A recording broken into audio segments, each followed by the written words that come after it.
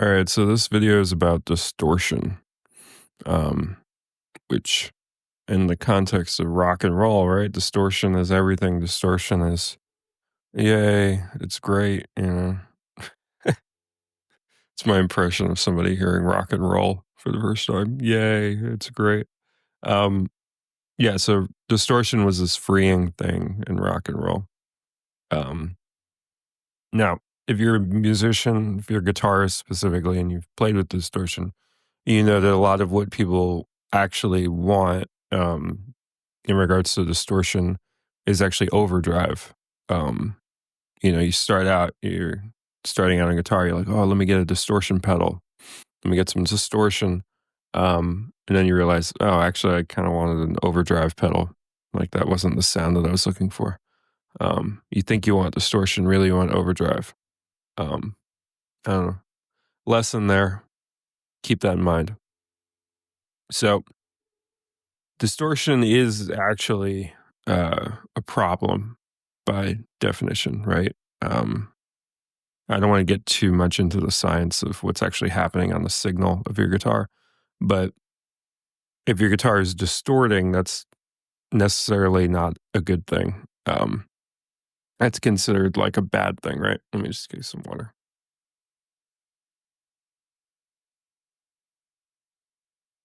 Um, but it's being used in a desirable way, so it becomes a sound in and of itself, um, to a certain extent, right? Uh, we have metal, we have rock and roll, and we have punk and all this stuff because of distortion, essentially. Even though, like I said before, really you just want overdrive. That's actually what you're looking for, not necessarily distortion per se.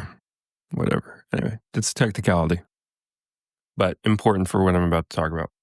So, distortion has been turned around, used against us to a certain extent. So, what is the distortion that young people are encountering most often now? They are mostly encountering distortion in terms of lenses, not music. And when they encounter in lenses, we're talking about these things, you know. Um, and to an extent, this webcam I'm talking into right now, I don't look like this. This isn't what I look like. This is what I look like in this camera, on this thing. Like the shadowy bit here makes it almost look like I have, depending on the light, like more darker beard here just because of the darkness of the shadow. That's not actually true. If you look at it, it's actually fairly even. That's more of a lighting issue, but the lens and the sensor is interpreting the light in certain ways. I kind of look. My face is a little bit more like weirdly patterned to a certain extent, and there's like ridges that aren't actually really there if like I'm in proper light. Like if I go like this, suddenly all that's gone. That's what I actually look like. But if I tilt up like this and the sensor is interpreting the light in a different way, suddenly I have like these shadowy ridges here and here. I'm not saying I don't have those on my face. I'm just saying that you wouldn't normally encounter them in life because light in life isn't the same as light right here. Um, and my face shape and my features aren't the same on this as in life. Um, I'm bringing up all this to say that this this webcam is actually slightly better than this top of the line. I don't know about top of the line. This is a couple years old. Top of the line in general, smartphone, whatever it may be. Um, and basically, there's a lot of distortion on the phone camera. And this is affecting young people. This is affecting old people. This is affecting everybody because it becomes the way that we see the world, right? So, what we're talking about here is dysphoria. Um, no, that's not that HBO show. That's Euphoria. We're talking about dysphoria, I'm talking about thinking you look a certain way, but you don't actually. Now, when people have dysphoria, it's not that they're seeing themselves properly and they uh, think they look wrong. They're seeing themselves in uh, improper ways and they're extrapolating upon that. So when you look in the mirror and you don't like your reflection, or if you see a picture of yourself, you don't like yourself in the picture, etc. These are what leads to distortion. Nobody's ever seeing themselves actually. And if you take a dysphoric person and you photograph them properly or video, even they would admit, like, oh, I look good in that. So it's a weird kind of mental issue because you're never actually comparing it one to your actual self. You can't ever actually look at yourself. Everybody looks different in different contexts. I look different in this than I look in my movies because this is a different camera, different sensor, different everything. I wouldn't use this to make a movie unless I don't know, I needed this as an effect or something. Um, Same with the phone camera. So like people are like, "Oh, you can make a movie with your phone." Yeah, you can make a movie with your phone, but making a movie with your phone, you're gonna have to deal with all this distortion. All this to say that the distortion that young people are mostly encountering is completely negative. It's completely bad. It's bad for you. And yet it's what we're encouraged to deal with. Part of the rise of filters that you use on yourself on your phone is to combat the distortion. So it's this digital makeup that you're putting on yourself to counteract the distortion that's going on here.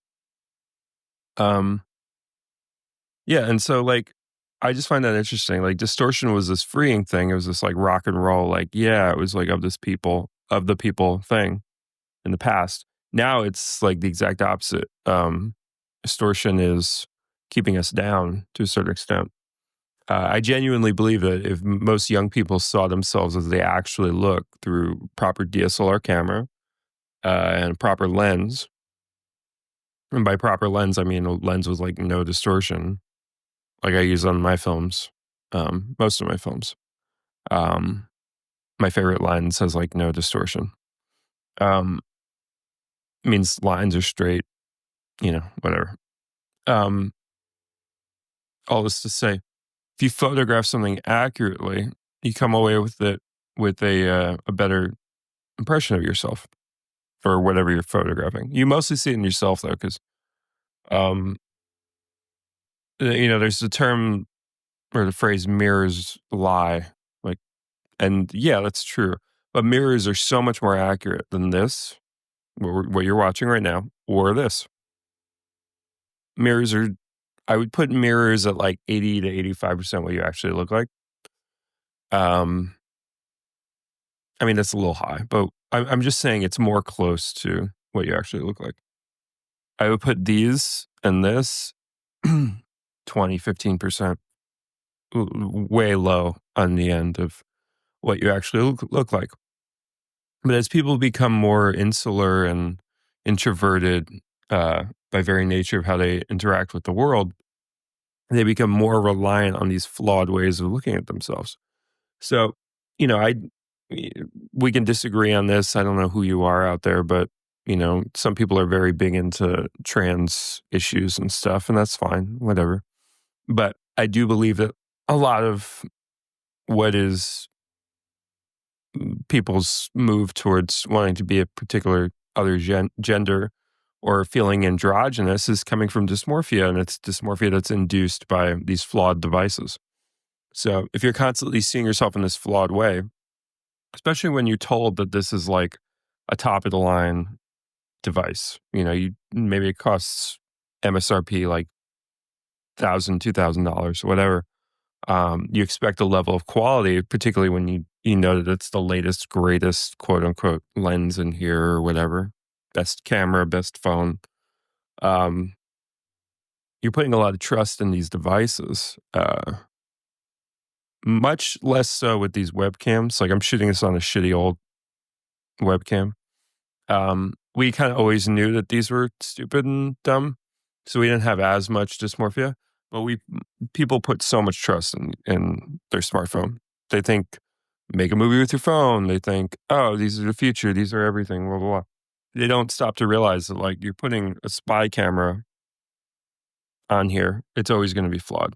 So there's always going to be a problem with it. It's unavoidable. This is physics. It's not opinion.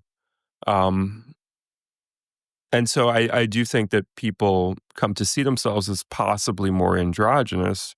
Possibly, I would look better as the other sex because I look so terrible as a woman, or I look so terrible as a man that I want to become something else. I just want to etch a sketch that and just start from scratch, or I want to get on hormones to look more whatever. Um, and it goes. I should point out this goes within your own gender as well. Like um, Joe Rogan, certain people they go on these what is it, HRT, or I forget the actual thing, but they go hormone replacement therapy uh, to it makes you look more masculine, but I don't know if that's actually true. It's kind of just like I don't think masculinity it could be defined in that way, but you get a little bit more. It's I want to call it Cro-Magnon. I don't know. But you look at old pictures of Joe Rogan, it looks like a completely different dude. It's not just that he's older, it's his skull and his bones and I don't know, it's his facial whatever. It's different. That happens to certain Sam Hyde, good example. He got on that shit and man, he's a scary looking, weird looking dude. And that's dysmorphia too. It's not just going male, female, female, male. It's within your own thing. Some women, actually, with women, it's more for whatever reason. Women, it's more um, like surgery oriented or makeup oriented or that sort of thing. Buccal, fat removal, whatever that's called. Anyway, where am I going with this? Okay, so we put so much trust in this. This is leading to our dysmorphia, 100%. If you want to save people's images of themselves uh, before they go down these roads of irreparable damage to their how they look or whatever, and by whatever method. If you want people to understand what they actually look like, you got to get them off of these things. Obviously, off of these nobody's using these webcams but me. Obviously, off of those, you want to put them on a DSLR regimen, I would say. A lot of young people, they've never seen themselves properly photographed or videoed. It's fucking sad, dude. They think they are with this thing. But content and this, that, and the other, it's not capturing you accurately. You could be very beautiful and it's still not capturing you accurately. You could like how you look in this thing. Whatever reason, your face could work with it. I've met people that I thought were beautiful because I saw them on social media. And I'm not saying they were using filters either, but for some reason their features, they were like the one in a million that it just looked right on like a shitty phone camera. And then you see them in person, it's not that they're not beautiful, they're just not, they don't look like what you thought they did. Yeah, so anyway, distortion's really fucking us up now. Distortion, our association with the word distortion needs to get updated. Distortion's a negative now. It's not a positive. It's not rock and roll, man. Distortion fucking sucks. It's destroying people's lives. And I'm not saying that becoming trans destroys your life. I don't actually believe that. It's a choice. It would be like me saying buying a motorcycle destroys your life. I can't tell you that it does. It's dangerous to ride a motorcycle. It's dangerous to ride in a car. There's all these things that are dangerous. Yeah, there's dangers to changing your gender. There's dangers to fucking, like, what I'm saying is these aren't objectively dangerous things. It's just that, yeah, anything you decide to do is dangerous. It was dangerous for me to shoot Subway Shark entirely in the subway system. On paper, it was dangerous to do that. I was fine.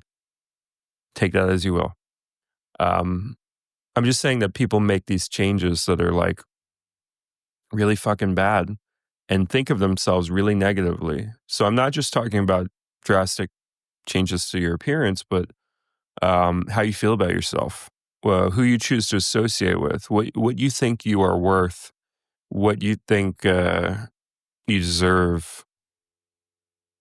It's yeah, it's a really fucked up thing. So I guess it's been on my mind too, because spoiler alert, I've been working on a film that's shot entirely on phones. I'm shooting it remotely with somebody, and we're shooting it just face front facing on me and front facing on the other person, and you just like you're confronted with, because I don't really use these much for that. Like I mostly use DSLRs and see myself in movies, and I'm photographing myself in the way that I would like to photograph myself and shit.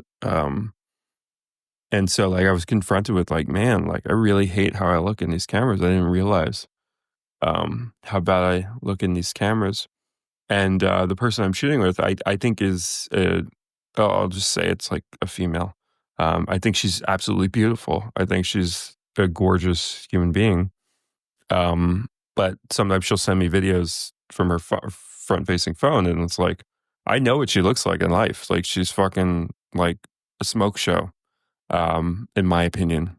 Um, but you put a front-facing camera in front of a person, they're not going to look the same. So like it's a very different movie if we're using actual DSLRs and stuff to capture ourselves.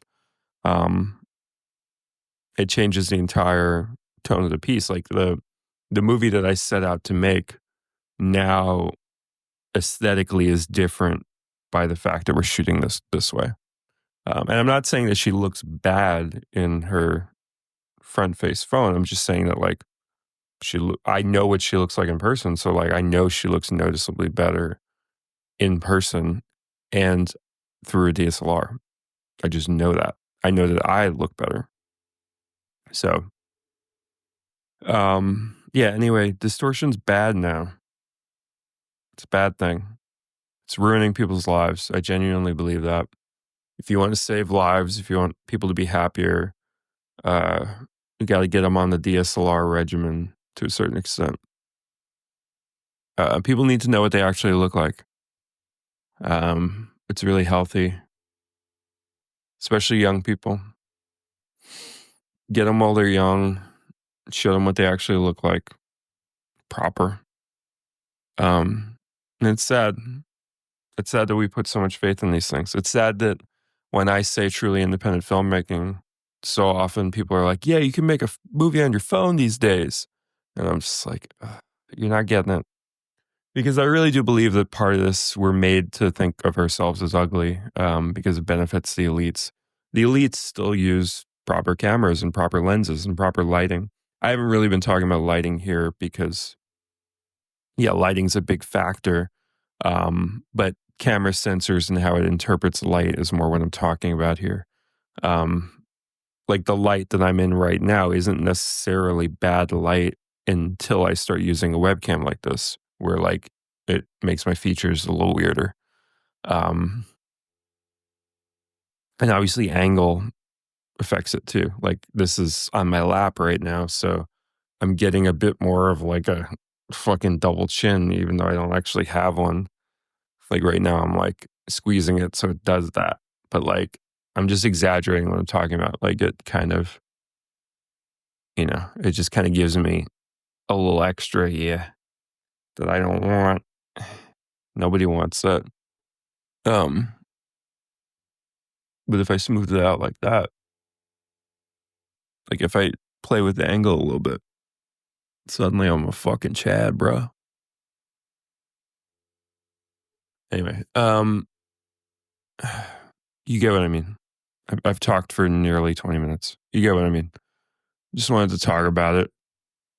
Thank you for watching. See you.